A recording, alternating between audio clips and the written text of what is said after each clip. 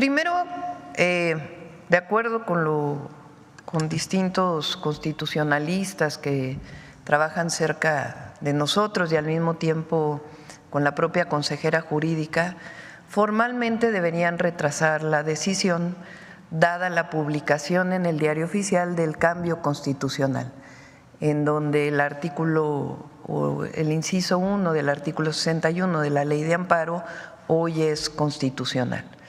Ese es el primer tema, vamos a esperar qué dice la Corte hoy o qué dice el día de mañana. Segundo, si ellos insisten en decidir el día de mañana, yo creo que vale la pena, y esto es muy importante, que todas y todos sepamos que quien está cometiendo una falta es la Corte. Es muy importante que lo conozca el pueblo de México. Es decir, la Corte recibe un amparo de partidos políticos que no tienen personalidad jurídica, primer problema, para poder presentar estos amparos. Segundo, porque son partidos políticos que en todo caso se rigen por las leyes electorales y en todo caso debería de ser ante el Tribunal Electoral del Poder Judicial de la Federación. Segundo, no podrían haberlo recibido por lo que decía la Ley de Amparo, pero ahora que es constitucional el que el amparo no puede ser parte de la revisión de una reforma constitucional, pues deberían tomar esto en cuenta. Y tercero, ya fue publicada la reforma constitucional. Entonces, están legislando sobre una reforma constitucional. ¿A quién le corresponden las reformas constitucionales? Al legislativo, al constituyente.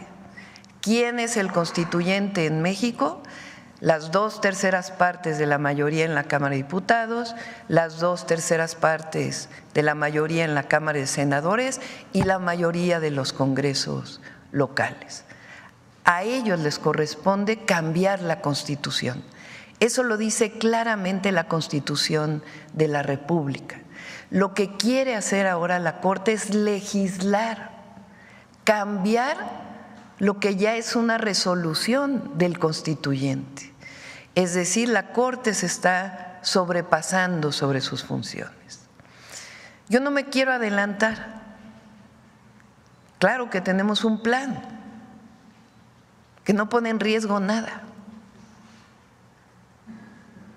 Tenemos, por supuesto, un plan, sea que decidan a favor o que decidan en contra.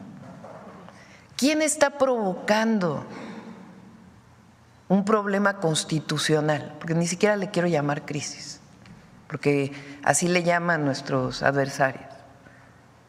¿Quién lo está provocando? La Corte. O sea, porque ahora resulta que la presidenta de la República dicen que está provocando una crisis constitucional. O sea, ¿cómo? De nuevo el recuento. El presidente López Obrador envía una reforma a la Constitución el 5 de febrero de 2024. Es parte de la discusión del proceso electoral. Se gana la elección. Y el número de diputados y senadores, esto es muy importante, lo decide el INE y el Tribunal Electoral a partir de una fórmula, a partir de quienes ganaron la mayoría y de una fórmula que está establecida claramente en la Ley de Procedimientos Electorales. Siguen el mismo procedimiento que se siguió en el 2021, en el 2018, en el 2015, porque ya ven que hablan de la sobrerepresentación, ¿no? Se siguió lo que dice la ley. Hay elecciones, gana la mayoría calificada, el movimiento del que somos parte, el movimiento de la Cuarta Transformación. ¿Qué hace el Congreso? Abre una discusión de más o menos un mes en todo el país por si hay alguna propuesta adicional sobre la que envió el presidente. Llega el nuevo Congreso y vota la reforma constitucional. La Cámara de Diputados gana más de las 2/3 partes. La Cámara de Senadores gana 2/3 partes. Y luego la mayoría de los congresos estatales votan a favor de la reforma al Poder Judicial. Se valida la reforma constitucional en el Congreso, tal cual lo dice la Constitución, se lo envían al presidente López Obrador para que lo publique en el Diario Oficial de la Federación y lo publica el 15 de septiembre del 2024. Reforma constitucional publicada en el Diario Oficial siguiendo todas las reglas establecidas por la Constitución y las leyes. Y la Corte de pronto, con 8 ministros y ministras, quiere cambiar lo que decidió el pueblo de México, lo que decidió el constituyente. Todavía ayer el ministro Juan Luis González Alcántara dice, es que queremos una negociación. ¿Con quién quieren una negociación? ¿Con la presidenta? Si la presidenta lo único que hace es publicar en el Diario Oficial lo que decide el constituyente. ¿Estamos de acuerdo? Estamos de acuerdo. Pero el constituyente podría haber decidido otra cosa. Si ya es reforma constitucional, ya es parte de la Constitución. Y ahora es estos 8 ministros y ministras de la Corte, 8, y uno de ellos que siente que tiene la atribución para cambiar la Constitución. O sea, ¿cómo?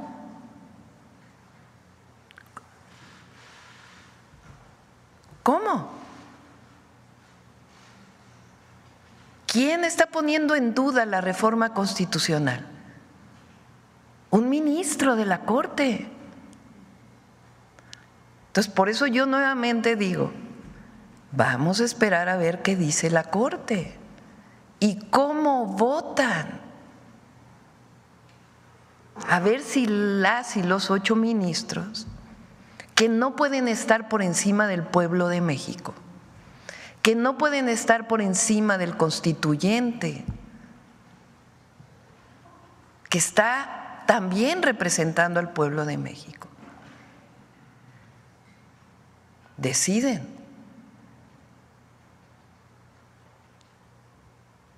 Si votan todos a favor de el proyecto del ministro González Alcántara, que por cierto, en su casa fue donde se llevó a cabo la ilegal reunión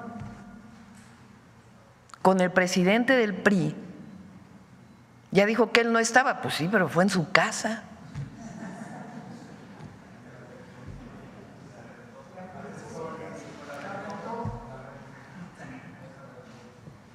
Bueno, este ministro, que la verdad, con todo respeto, ¿dónde quedaron sus principios constitucionales?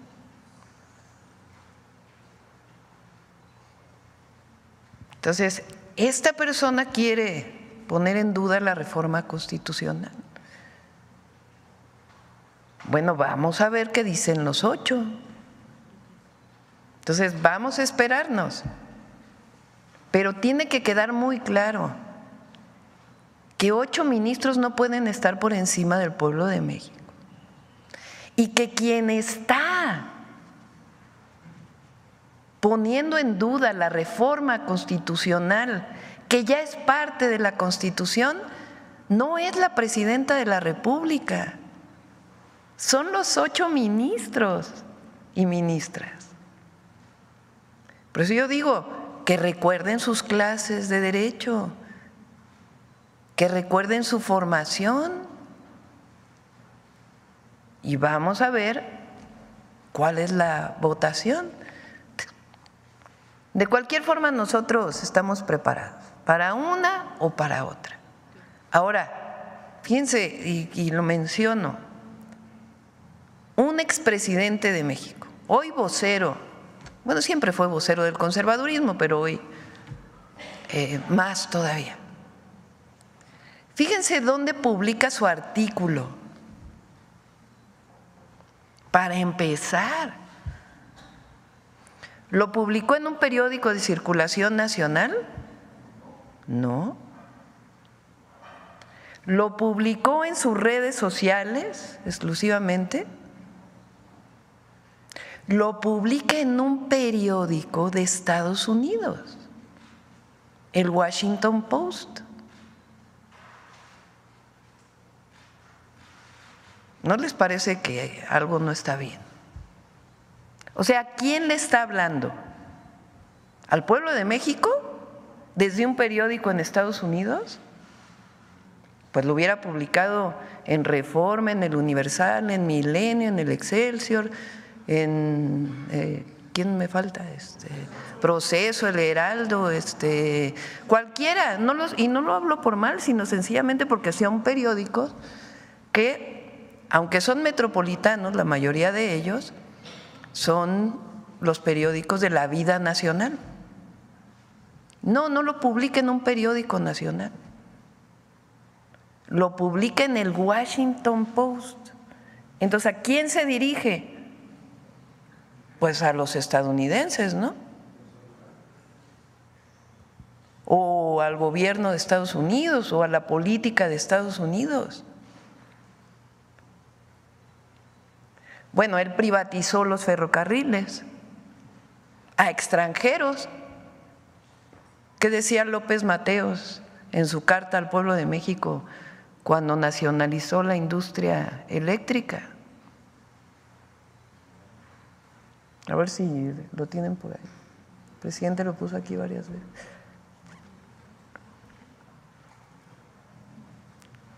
Él quiso privatizar. Puede ser el artículo del Washington Post, miren, váyanse al final. Es ampliamente aceptado que la elección de jueces por voto popular socava la imparcialidad, independencia e integridad judiciales, pilares de un sistema jurídico justo y equitativo. Estoy hablando como hablaban los presidentes de entonces. Incluso en Estados Unidos, donde esto ocurre a nivel estatal y local, pero nunca a nivel federal o en todos los estados, ha sido criticado por los académicos legales. Los legisladores de Morena se basaron en un precedente estadounidense cuestionable para justificar su acción. Pero hay una última parte donde él interpreta qué quiere el pueblo de México, ¿no? Por ahí. ¿O esa es la última parte? Bueno, él cambia la Constitución, quita a todos los ministros y ministras, ministros creo que eran entonces puros hombres, y elige a 11, él en alianza con el PAN y con el PRI, y ahora nos dice que eran independientes, súper independientes, cuando ni siquiera se atrevieron a decir algo sobre el Fobaproa, la mayor estafa a los mexicanos y mexicanas.